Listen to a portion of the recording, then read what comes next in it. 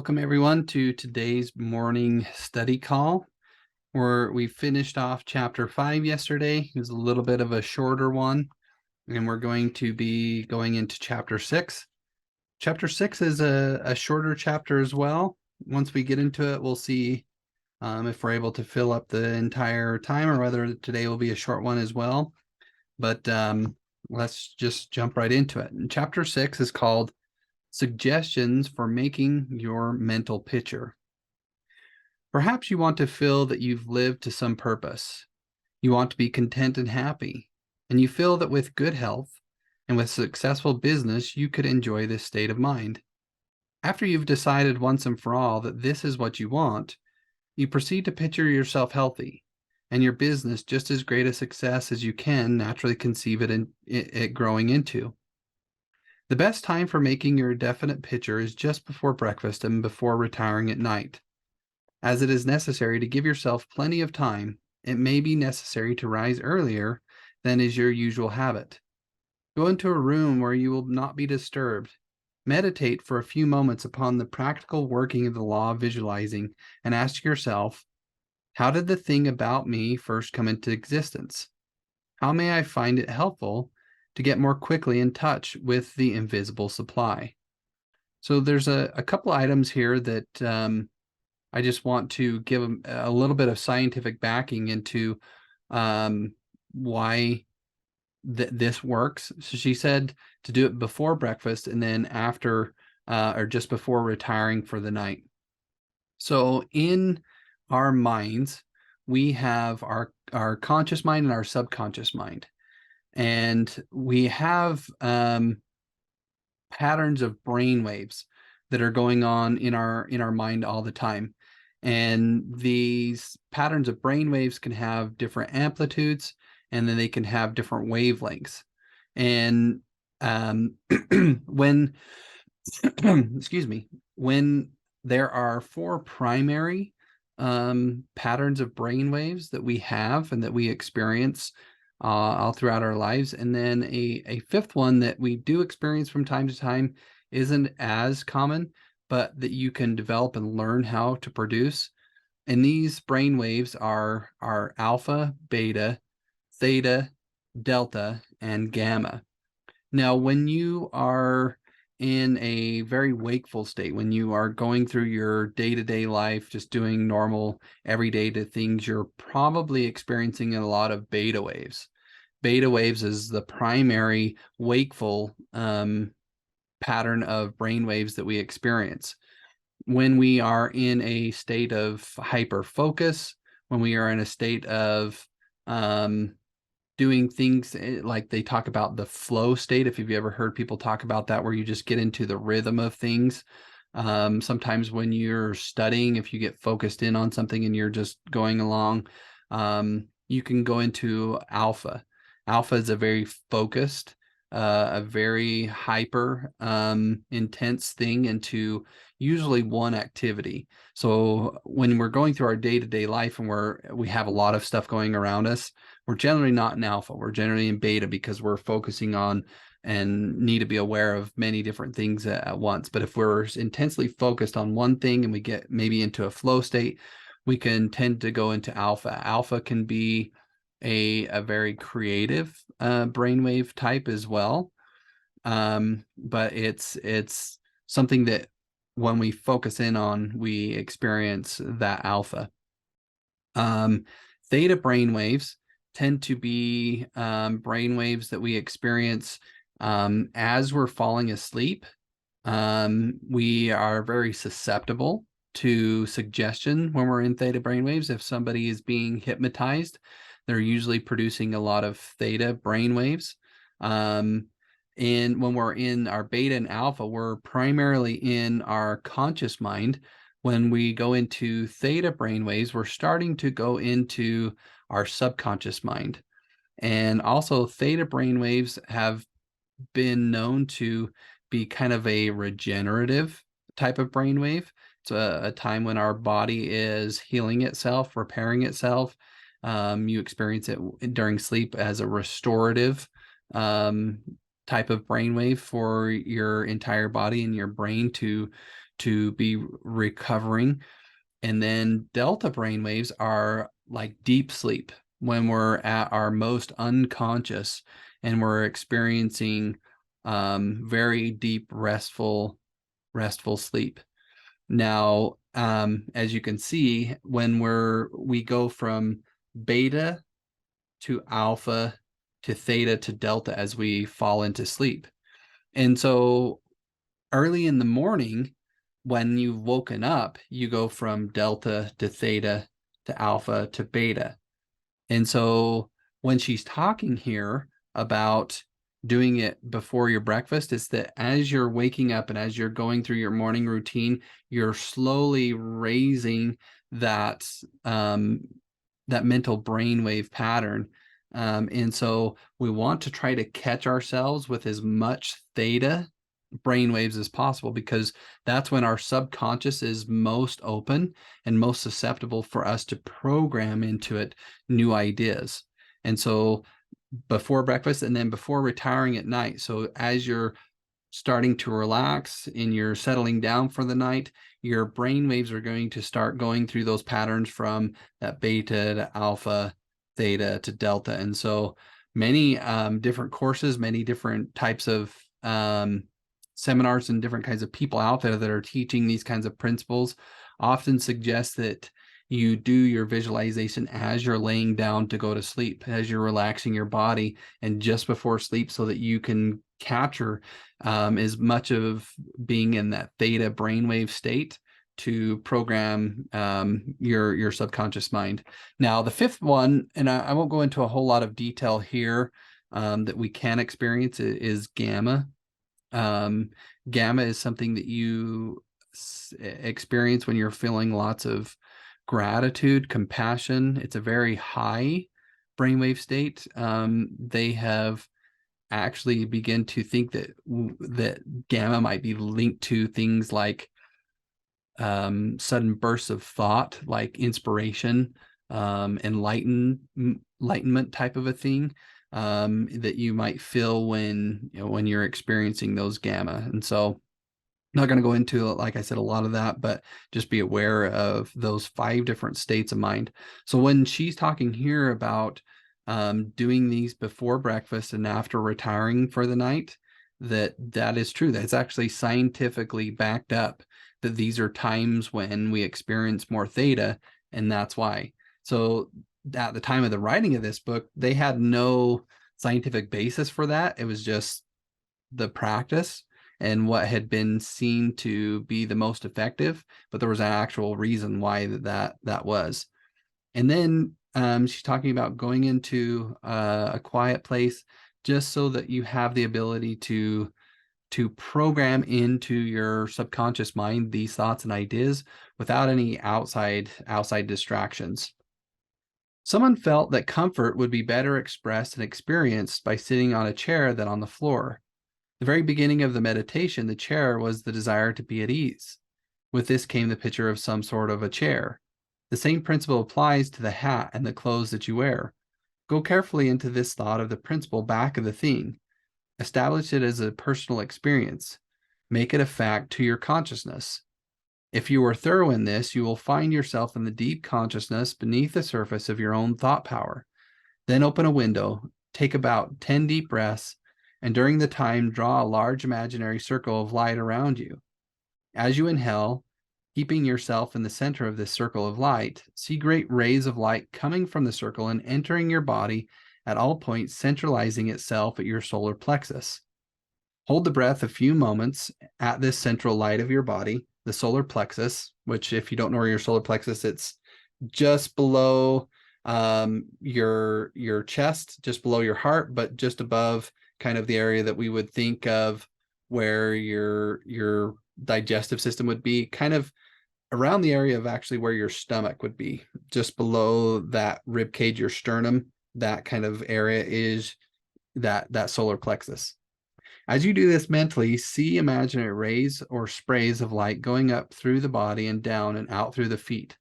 Mentally spray your entire body with this imaginary light. When you have finished the breathing exercise, sit in a comfortable upright chair and mentally know there is but one life, one substance, and this life substance of the universe is finding pleasure and self-recognition in you. Repeat some affirmation of this kind until you feel the truth and reality of the words that you are affirming. Then begin your picture. So this process that she's talking about, if you like this process, if it's something that seems beneficial to you, you can use it. It really isn't something magical, so to speak, that you envision the light and, the circle in your solar plexus and all those different kinds of things. That's really not important. What is important is that you create some kind of like ritual for yourself. Because as you create some kind of ritual for yourself, what you're doing is that you're programming your body and your subconscious mind that when you do these things, that's an indication for it to enter in to more of those theta brainwaves that we were talking about. And if you continue to do this consistently every day, you'll program your body to go into these states that it's actually an altered state of consciousness that you can go into where you're producing more of those theta brainwaves. So if this is helpful for you to do the process that she's talking about here, by all means do it. If you find it a little bit hokey or anything like that, then you can choose something else. What is important and some of the things that she does talk about, which I would recommend because there's scientific backing behind these things, is sitting in a comfortable position, doing some kind of breathing exercise to slow your breath down, to slow your heart down, because when you do that, you start to activate I've just forgotten what it's called. Anyways, you activate certain systems in your body. I'll remember it, and I'll mention it when I remember. But your parasympathetic nervous system. So you activate the parasympathetic nervous system, which is the part of which is a system in your body which is designed for relaxation, for rejuvenation, for healing, those types of things. And remember, the theta brainwave is that part of the brainwave that is part of healing. So this all goes in conjunction. So definitely do some kind of breathing exercise. And if you want a breathing exercise that I would highly recommend, because it actually brings your heart and your brain into coherence, is actually, this is a short chapter. So let me just take some time here and let me just go into this exercise. It's very simple. What you want to do is you want to focus on your heart. And for some people, it might be helpful to touch your heart. You can touch your heart in kind of like a prayer pose with your hands together, or you can just simply touch it with your index finger, kind of like this, where you're touching your heart. And then you are wanting to regulate your breath on a count of 5. So you breathe out for 5 seconds and in for 5 seconds, out for 5 seconds and in for 5 seconds. And you continually do this with your focus being on your heart. And as you bring focus to your heart, you're going to bring up the feeling of gratitude or compassion. And so if it helps you to think of something that you're grateful for or somebody that you're compassionate towards, that can be helpful. But you're wanting to bring up those feelings as you're focusing on the heart and as you're doing that breathing exercise. And as you're doing this exercise, you'll bring your heart and your brain into coherence with each other. And your whole body will go into this state of coherence. And you'll be able to go into a little bit of the gamma that I was talking about, which you're feeling when you feel compassion and gratitude, which can be very helpful for programming and reprogramming your body. But also that you're going into some of those theta brainwaves to where you're able to then program your subconscious mind with the things that you're wanting. So that is a helpful breathing exercise that I highly recommend people do every day. And you can do it as part of your visualization process if you want, because it's been scientifically proven that this process brings if you were to hook your mind and your heart up to a monitoring system. And to do that, you'll see it. And I actually have equipment that I do that with. And I've been able to do this myself and show that it's true, that simple exercise that I taught you, where you focus in, do the 5-count breath, and bring in gratitude and compassion, you'll bring your brain and your heart into coherence. And so do whatever is helpful for you to bring yourself into this state, this altered state, so that then you can reprogram into your subconscious mind.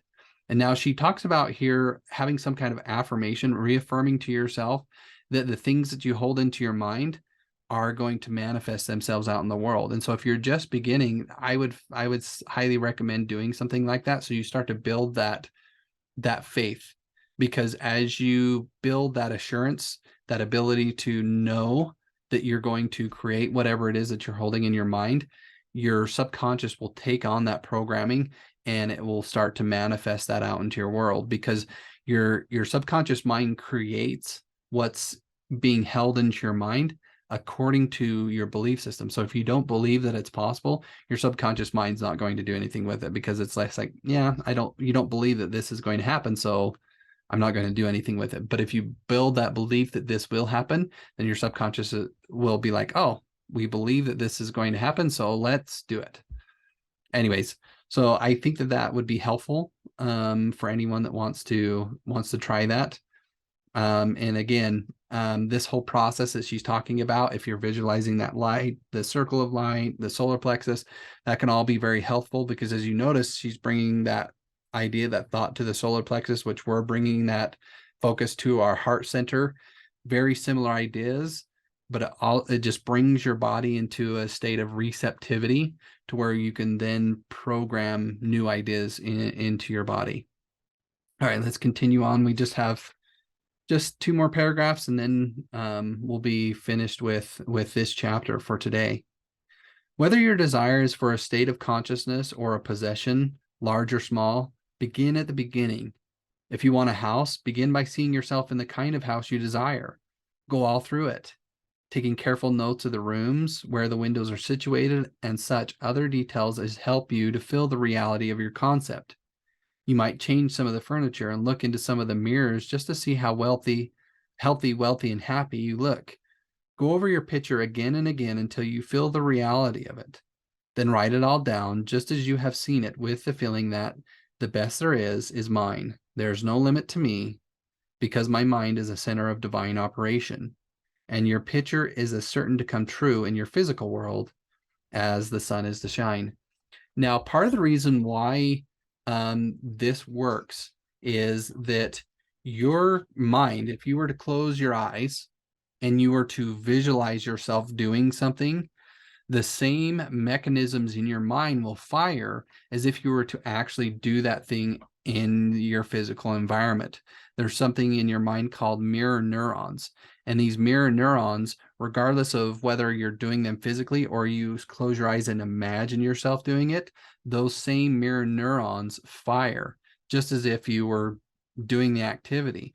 And so as you take yourself into this meditative state, into this state of receptivity, and then you visualize whatever it is that you want. You actually visualize yourself going about these things as if you were doing them yourself, whether it's the house that you want, the car that you want, a certain way of being that you want, your health, whatever it is, you see yourself being that way and doing those things.